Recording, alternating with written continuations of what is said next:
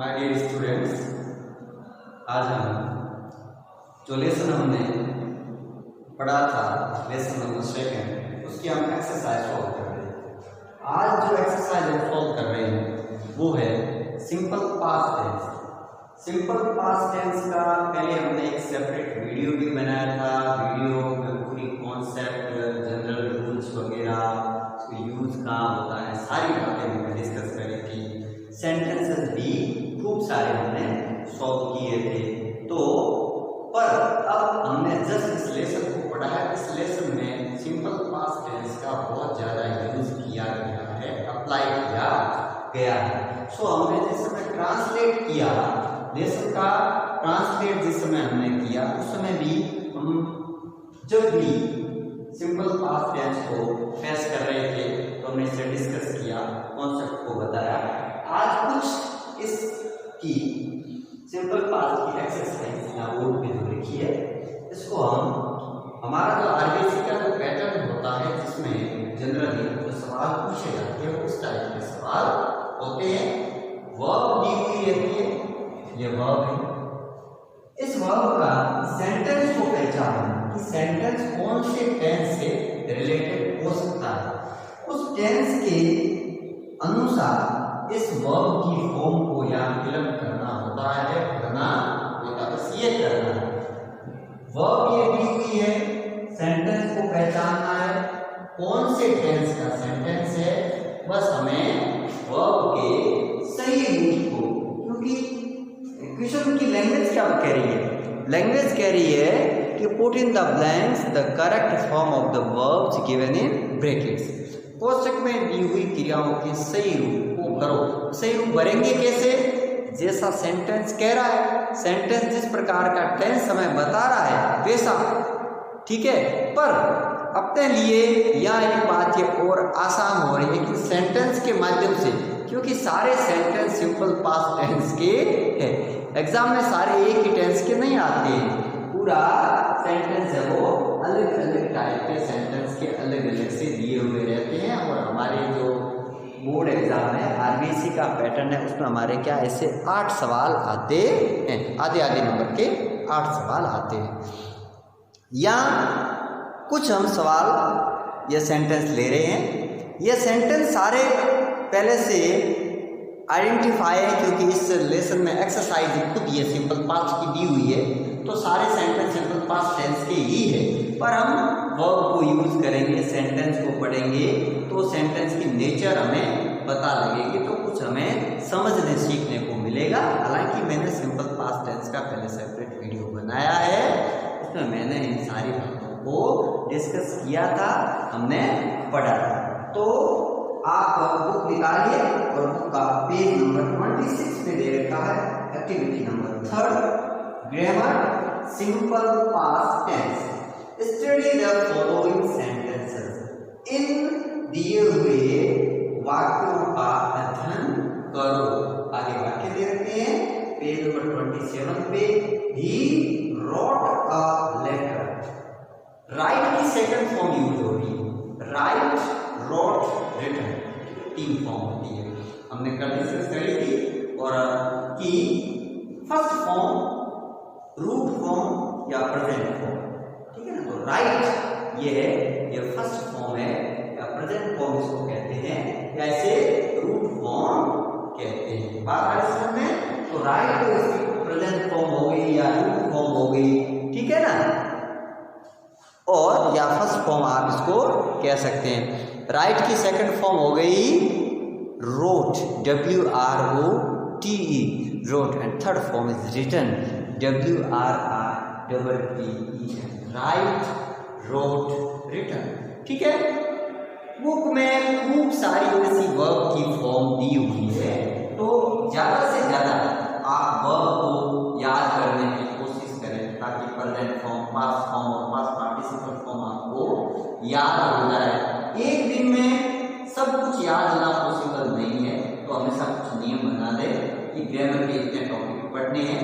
बार बार आप जब इसको रिवाइज करते हैं तो ग्रामर के प्रति आपका नेचुरली इंटरेस्ट बनने लग जाता है, क्योंकि English is a language English is a language, एक भाषा है, नॉट नॉलेज, नॉट नॉलेज, ये एक भाषा है और भाषा को थोड़ा सीखना पड़ता है, कोशिश करनी पड़ती है। लैंग्वेज है, फॉरेन लैंग्वेज है, बाहर से आई हुई है, तो हमें इसको कॉन्सेप्ट के थ्रू बार बार जब आप इसको पढ़ेंगे तो आपको ये नेचुरली वे में याद होने लग जाएगी। आपके अंदर जो हमारे यहाँ का हिंदी मीडियम के स्टूडेंट रहते हैं उनमें जो डर रहता है वो निकल जाता है, एक प्रकार का हिडन फियर होता है, ठीक है ना। हालांकि ये लैंग्वेज इतनी कोई हार्ड नहीं है, हमारे एग्जाम में जनरल इंग्लिश पूछी जाती है, सामान्य अंग्रेजी का ज्ञान हमें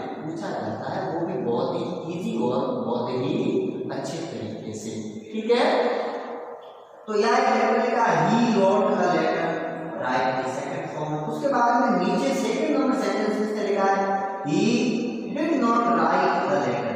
तो इस सेंटेंस में इसने क्या किया है, डिड हेल्पिंग वर्ब यूज हुई है, ठीक है। हम जानते हैं कि सिंपल पास्ट टेंस की हेल्पिंग वर्ब केवल डिड है, क्या है, केवल डिड है।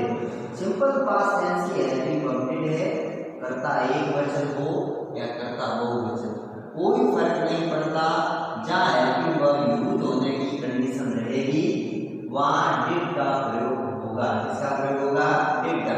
और ध्यान रखिए सेंटेंस क्या बता रहा है, he did not write a letter, sentence के बने रहिए, साथ साथ चले, ठीक है। निकालो आराम से और ऊपर सेंटेंस जो लिखा देखो आप, ये के बाद में डिड यूज हो रहा है, डिड के बाद में नॉट क्योंकि ये नेगेटिव सेंटेंस है, इसके बाद में राइट आ रहा है, तो प्लस वाले सेंटेंस में क्या आ रहा था, रोट आ रहा था, राइट की सेकंड फॉर्म रोट आ रही थी, क्योंकि ऊपर वाला सेंटेंस अफर्मेटिव सेंटेंस था, पॉजिटिव सेंटेंस था। सिंपल पास्ट का अफर्मेटिव या पॉजिटिव सेंटेंस होने पर उसमें वर्ब की सेकंड फॉर्म यूज होती है, बात आई समझ में। और नीचे वाला ये सेंटेंस है, 2 नंबर का सेंटेंस है, ये नेगेटिव सेंटेंस है, और नेगेटिव सेंटेंस में हेल्पिंग वर्ब डिड यूज हो रही है, नॉट यूज हो रहा है, और वर्ब की फर्स्ट फॉर्म आ रही है, राइट आ रही है, क्या आ रही है, राइट आ रही है। तो ध्यान रखिए सिंपल पास्ट के अफर्मेटिव सेंटेंस के अलावा बनने वाले सभी वाक्यों में हेल्पिंग वर्ब डिड का प्रयोग तथा डिड के साथ मुख्य क्रिया की फर्स्ट फॉर्म प्रयोग में ली जाती है। ओके, समझ में आ गया होगा, उम्मीद करता हूं। नंबर 3 पे सेंटेंस लिखा है did he write a letter, did he write a letter, interrogative sentence है, डिड का प्रयोग सब्जेक्ट से पहले और डिड का प्रयोग हो रहा है तो राइट वर्ब फर्स्ट फॉर्म में आ रही है, यहाँ तक कोई दिक्कत नहीं होगी आपको। और sentence number 4 is did he not write a letter, interrogative and negative साथ में बनाया है, तो did he not write a letter और didn't he write a letter भी हम लिख सकते हैं। ओके, नेक्स्ट देखिए आगे कुछ कॉन्सेप्ट को समझाया है। The above example show an activity completed in the past, यहाँ दी हुई गतिविधियां क्रियाकलाप जो पास्ट में पूरे हुए, भूतकाल में हुए।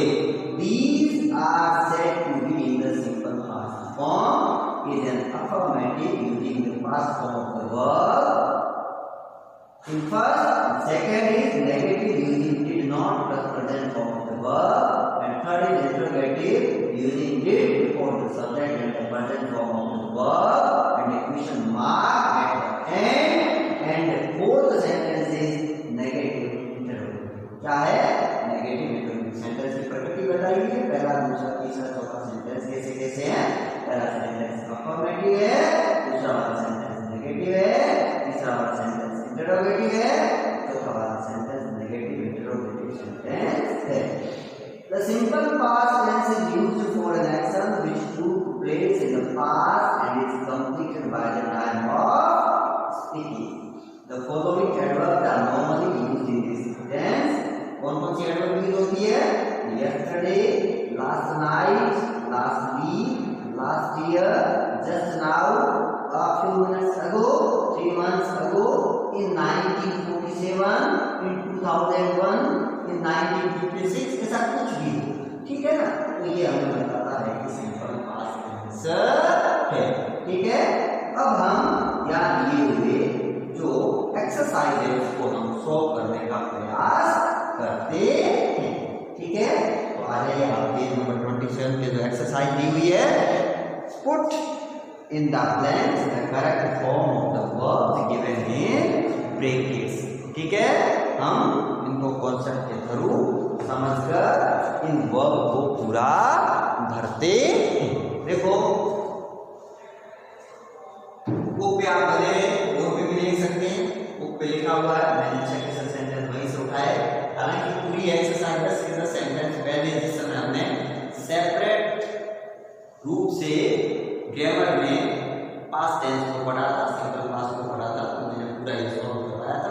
आज हम पूरे सॉल्व न करके कुछ एक सेंटेंस ही कर रहे हैं कि इसका अलग से वीडियो पहले बना है। ओके, कॉन्सेप्ट पढ़ते एक बार रिवाइज हो गई, सेंटेंस सॉल्व करते हैं। फर्स्ट में देखो डिस्कवर वर्ब दी, डिस्कवर खोज कर। डिस्कवर का क्या होता है? खोज करना। एक डिस्कवरी चैनल भी है, आप देखते होंगे, ठीक है ना, खोजी चैनल है। ठीक है, नई नई चीजें वहां देखने को मिलती है। यहाँ डिस्कवर ये प्रेजेंट फॉर्म, कौन सी फॉर्म है? प्रेजेंट फॉर्म है। इसको फर्स्ट फॉर्म कहते हैं, प्रेजेंट फॉर्म कहते हैं, रूट वर्ब कहते हैं। ठीक है, ये फर्स्ट फॉर्म है। डिस्कवर जनरली हम क्या करते हैं? वर्ब की 3 फॉर्म का अध्ययन करते हैं, first form, second form, third form. First form को प्रेजेंट फॉर्म कहते हैं, रूट फॉर्म कहते हैं, और फर्स्ट फॉर्म को कहते हैं, सेकंड फॉर्म को पास्ट फॉर्म भी कहते हैं, और थर्ड फॉर्म को थर्ड फॉर्म के अलावा पास्ट पार्टिसिपल फॉर्म भी कहा जाता है। ठीक है, समझ गए होंगे। अब ये डिस्कवर वर्ब है, ये अपने आप में क्या करती है? इसकी जनरली हम 3 फॉर्म याद रखते हैं, first form, second form, third form. Discover, discovered, discover. बात आ रही समझ में? ये वाक्य कोलंबस अमेरिका ब्लैंक स्पेस दिया हुआ है, डिस्कवर वर्ब है। अब हमें ये सिंपल पास्ट की एक्सरसाइज है, लेसन 2 कह रहा है सिंपल पास्ट से भरना है। हालांकि अब ये वाक्य कॉमन सेंस के आधार पर हमें लगता है कि खोज की। ठीक है, पास्ट की बात है ना, कोलंबस ने अमेरिका की खोज की, तो हम क्या करेंगे? सेंटेंस के अंदर फुल स्टॉप लगा हुआ है, सेंटेंस के अंदर कहीं भी हेल्पिंग और ग्रिड को नहीं दिखाया है, कहीं भी नोट का शो नहीं दिया है, अंत में क्वेश्चन मार्क। इसका मतलब जो 4 प्रकार के जो सेंटेंसेस है उनमें से ये सेंटेंस कौन सा है? अफर्मेटिव सेंटेंस है। कौन सा सेंटेंस है? Affirmative sentence. ध्यान रखना, अफर्मेटिव या पॉजिटिव सेंटेंस। सिंपल पास्ट का अफर्मेटिव या पॉजिटिव सेंटेंस है, इसका मतलब सी की वर्ब की कौन सी फॉर्म डालनी है? सेकंड फॉर्म डालनी है। और डिस्कवर रेगुलर वर्ब है, डिस्कवर्ड इसकी सेकंड फॉर्म होती है, थर्ड फॉर्म भी डिस्कवर्ड होती है। आप इसको भर दो आसानी से, DISCOVERB।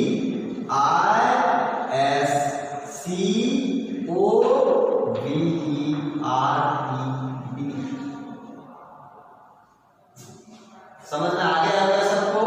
इसको कोई दिक्कत नहीं हो रही होगी इसमें। कोलंबस डिस्कवर्ड अमेरिका, कोलंबस ने अमेरिका की खोज की। घटना कब की होगी? बात की होगी ना। हाँ, इसमें क्या, क्यों, नहीं, किसी का भी प्रयोग नहीं है, सीधा एक प्रकार का साधारण वाक्य है। डिस्कवर की कौन सी फॉर्म यूज हो रही है? सेकंड फॉर्म यूज हो रही है, discovered. Columbus discovered America.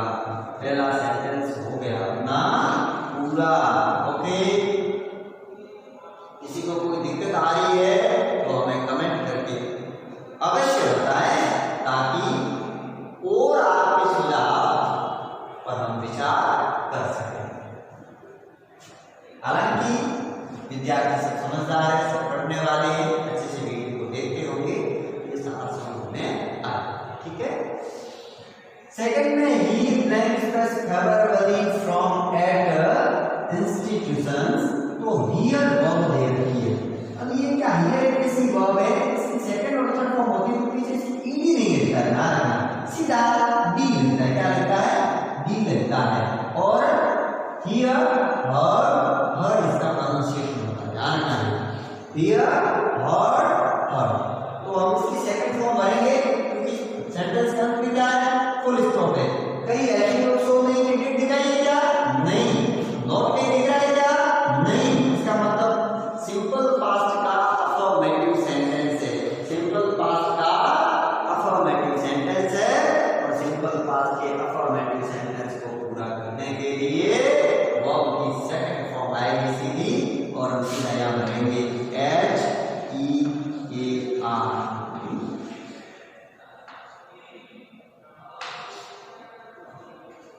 He heard everybody from at institutions.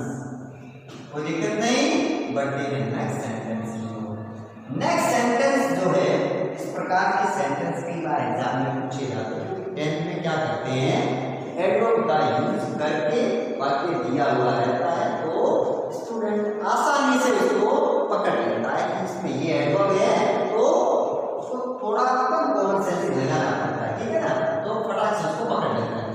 C from Agra on last Monday.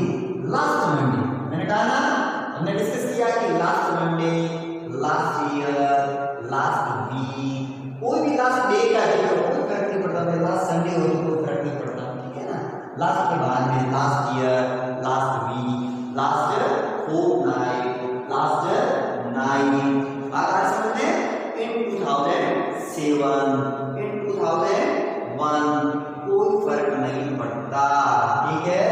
तो ये on last Monday, on last Monday का मतलब पास्ट की बात है। सेंटेंस सब्जेक्ट से शुरू हो रहा है, कर्ता से शुरू हो रहा है, पूरे स्टॉप पे पूरा हो रहा है। पहचान लिया आपने सेंटेंस अफर्मेटिव है, कहीं डिड और नॉट वगैरह क्वेश्चन मार्क वगैरह कुछ भी दिया हुआ नहीं है, अफर्मेटिव सेंटेंस है।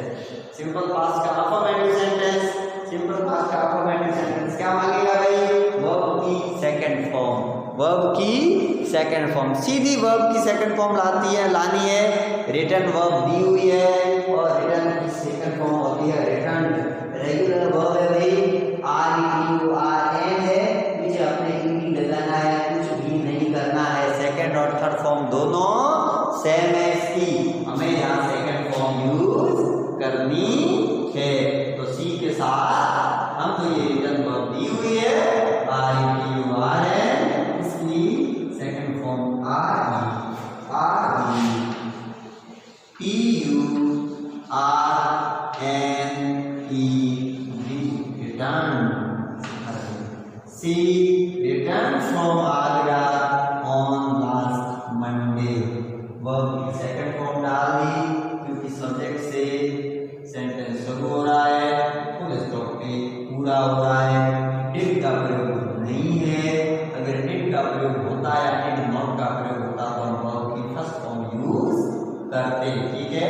हेल्पिंग वर्ब नहीं है, वर्ब की सेकंड फॉर्म आएगा, ठीक है। बढ़ते हैं नेक्स्ट सेंटेंस की ओर। व्हेन WH वर्ड आ रहा है, व्हेन आ रहा है, इसी कंडीशन में और पीछे क्या दिया हुआ भाई, क्वेश्चन मार्क दिया हुआ है, क्वेश्चन मार्क दिया हुआ व्हेन आ रहा है, इसका मतलब इस सेंटेंस में हेल्पिंग वर्ब का प्रयोग होगा। और जब हेल्पिंग वर्ब का प्रयोग होगा तो हेल्पिंग वर्ब का प्रयोग होने की कंडीशन में, हेल्पिंग वर्ब का प्रयोग होने की कंडीशन में वर्ब की first form as it is आती है, वर्ब की फॉर्म में कोई बदलाव नहीं करना होता है, वर्ब की फॉर्म में कोई बदलाव नहीं करना होता है। तो वर्ब सी दी हुई है ना, सी दी हुई है तो क्या करेंगे, इस सेंस की हेल्पिंग वर्ब तो डिड ही है, उसी का भाई यहाँ डिड लगा दो, when did you, last see verb है, सीधी यहाँ सी वर्ब है, बस ये अपना सेंटेंस पूरा। When did you last see your father, question mark दिया हुआ है। ऐसे सेंटेंस की नेचर को पकड़ो, कॉन्सेप्ट को समझो, बस आपका सेंटेंस पूरा हो जाएगा। आप ज्यादा से ज्यादा एक्सरसाइज सॉल्व करो, टेक्स्ट बुक को भी पढ़ो, ट्रांसलेशन को भी समझो, इंग्लिश में इंटरेस्ट बनाओ, ताकि आप ये चीजें नेचुरली वे में सीख जाओगे। नियमों को रट्टा मत मारो, रटने की जरूरत नहीं है, कॉन्सेप्ट को समझो, सीखो। Next sentence number 5, it is exactly 5 years ago today that we married, get verb दी हुई है, अफर्मेटिव सेंटेंस है, अफर्मेटिव सेंटेंस है, इसलिए गेट की सेकंड फॉर्म होती है got, GOT, get got gotten, ठीक है, हमने गॉट डाल दी। जनरली मैरिड यहाँ पास्ट पार्टिसिपल के लिए यूज हो रहा है, ये थर्ड फॉर्म जैसा ही है, लेकिन ये यहाँ पास्ट पार्टिसिपल है और मैरिड से पहले सेंटेंस बनते हैं तो मैरिड हमेशा गेट की जाती है तो यहाँ गॉट यूज हो रहा है। ओके, सेकंड फॉर्म यूज हो रही है। The police blank space the thief yesterday catch walk catch. Affirmative sentence है कि पुलिस को पूरा हो रहा है, सब्जेक्ट से पूरा हो रहा है। The police the thief yesterday catch की सेकंड फॉर्म होती है cot. C-A-U-G-H-T caught. Caught. The police caught the thief yesterday. Catch की second form. ठीक है, तो हमने ये सिंपल पास्ट टेंस को यूज करके सारे सेंटेंस देखिए। अब आगे 7वां 8वां 9वां 10वां भी एक बार समझ लेते हैं। 7वें में रियलाइज वर्ब यूज हो रही है। आपको ऑटोमेटिक सेंटेंस से रियलाइज कर देना, आर रियलाइज हेड ही कर देना है रियलाइज। 8वें में रिकवरिंग रैंक होती है तो रैंक लगा दो आप जस्ट नाउ, इसलिए रिंग की second form rang R A N G rang. और 9वें में हैव वर्ब यूज हो रही है और हैव की पास्ट फॉर्म होती है had. I had a letter from my wife last week, have की सेकंड फॉर्म हैड। ओके, और 10वां the thief had escaped before he from की सेकंड फॉर्म कैन। ठीक है, वर्ब की सेकंड फॉर्म हमने यूज कर ली। आशा करता हूं आप सभी विद्यार्थियों को यह एक्सरसाइज समझ में आई होगी, कॉन्सेप्ट समझ में आई होगी। रेगुलर वीडियोस को देखते रहे, फ्रेंड्स को इन वीडियो को शेयर करें, कमेंट करें, चैनल गायत्री विद्या मंदिर के चैनल को सब्सक्राइब करें, मेरे साथ बने रहे। Thank you.